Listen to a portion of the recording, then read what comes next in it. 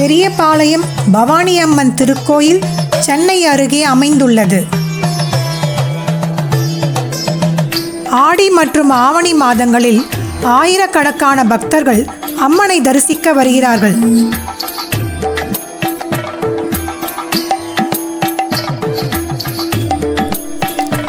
பக்தர்கள் மொட்டையடித்தும் அங்க பிரதர்ஷனம் செய்தும் வேப்பிலையை ஆடையாக அணிந்து பொங்கல் படைத்தும் மற்றும் கரகம் எடுத்தும் என பல வழிகளில் தங்கள் நேர்த்திக்கடனை செலுத்துகிறார்கள்.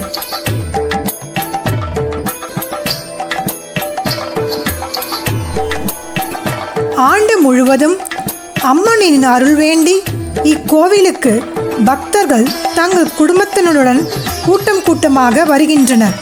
குறிப்பாக பவானி அம்மனை தரிசிக்க வார இறுதி நாட்களில் பக்தர்கள் அதிக அளவில் ஆலயத்திற்கு வருகை புரிகின்றனர். பக்தர்கள் நல்ல முறையில் தரிசனம் செய்வதற்காக கோயில் நிர்வாகம் அனைத்து வசதிகளையும் செய்துள்ளனர்.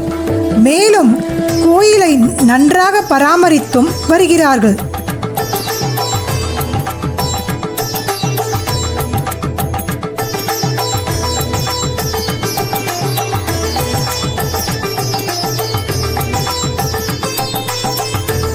பக்தர்கள் பவானி அம்மனை கிருஷ்ண பரமாத்மாவின் தங்கையாக பாவிக்கிறார்கள்.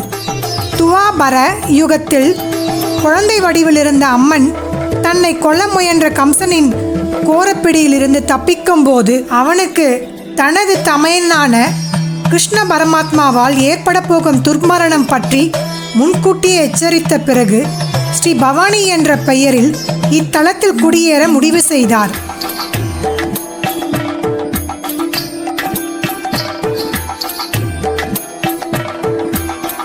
பவானி அம்மனுக்கு ஆடி மாதம் விடியற்காலை முதல் பொங்கலிட்டு பக்தர்கள் வழிபட்டு வருகின்றனர்.